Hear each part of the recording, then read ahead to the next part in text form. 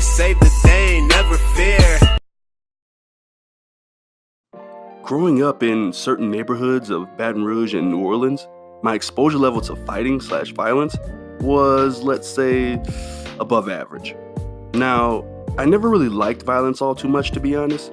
I was always kind of a softie, I'd rather help someone rather than hurt them. But even still, in my adolescence, I had this fascination with how combat worked and the mental fortitude one might need to become a successful fighter. It all started with me seeing both Tyson and Holyfield fights on TV. I was too young to really understand all the complexities that take place in a proper boxing match, but I did, however, understand that when a man bites off another man's ear, that ain't good. Now, as time went on, I kept watching more and more matches with my family. Then, before I knew it, I began watching old black and white fights with my brother. We'd watch classic fights like when Joe Louis dropped Max in the first round, which is one of the greatest moments in boxing history. My fascination wouldn't stop there though. I started watching old kung fu movies whenever possible. My first obsession was the 1973 classic called Enter the Dragon, with the legend himself, Bruce Lee. Then, my next big obsession was a relentless action film called Rumble in the Bronx, starring my boy, Jackie Chan. I'd always try and analyze their moves and whatnot. Then, before I knew it, I was hooked on all things fighting. Then, fast forward some time in the future, it was 2005. My brother and I discovered a series called Baki The Grappler.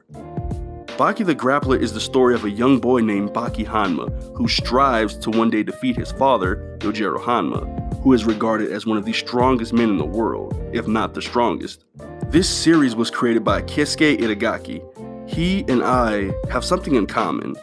We both have a fondness for boxing, except he actually practiced amateur boxing while serving in the military, I might add. This guy also holds a degree in Kempo.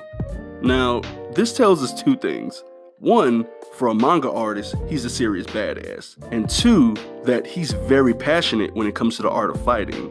That passion I spoke about can be seen in nearly every encounter of the Baki series, especially the manga. This guy's work seemed like it was specifically made for me. Now, the anime can be a little out there with some things, but it's usually not without purpose. There's usually a grand explanation behind why something works.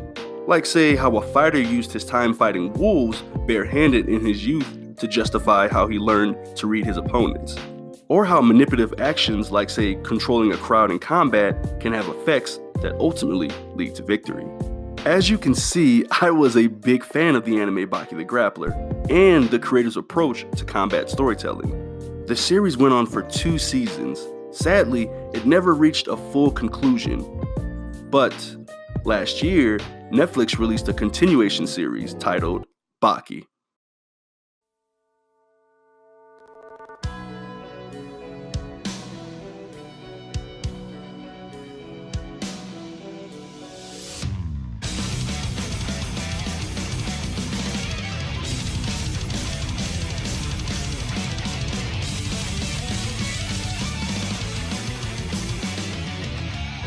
And to say I loved it would be a bit of an understatement. See, nearly everything I found appealing about the previous anime iteration has been turned up a notch in this new series. Ridiculous fight scenes? Oh, we got them. Multiple combat perspectives? Check. Crazy amounts of gore? Yes sir.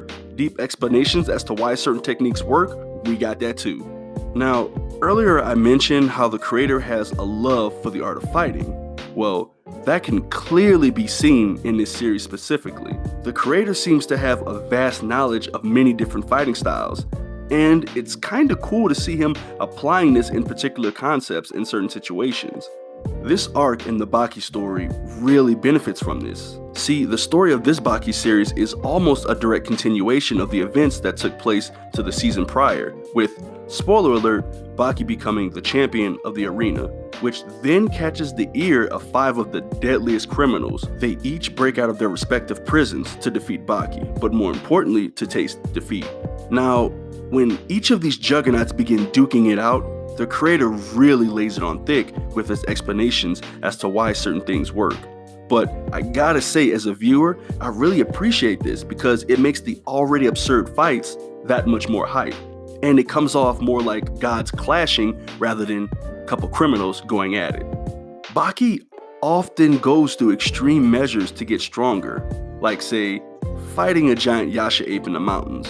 Now, while it is a bit much, his dedication and work ethic as a fighter is admirable and inspires. I consider myself a fighter, less in the literal sense and more in the sense of I fight for my goals, and I'll always seek out different ways to get better at my craft. Side note, if any of you nerd or nerdettes do decide to maybe watch Baki the Grappler, at some point in time, you'll probably get the urge to want to hit the gym. Just do a push-up or two like I did and you'll be fine. If not, then by all means, go in the mountains and try and fight a damn Yasha ape. Baki as a series is absurd and utterly ridiculous at times. And yo, if you want a testament as to how ridiculous the action in this show can get, there's a moment when one of the inmates swims all the way to America and punches the shit out of the Statue of Liberty beyond recognition. Yep, that happened. The crazy thing is, I think the inmate just did it because he was bored. Like, your dude literally just woke up and was like, time to go for a swim. Hop, hop, and just smacked the shit out of the Statue of Liberty and dipped. Yeah. Yeah, man.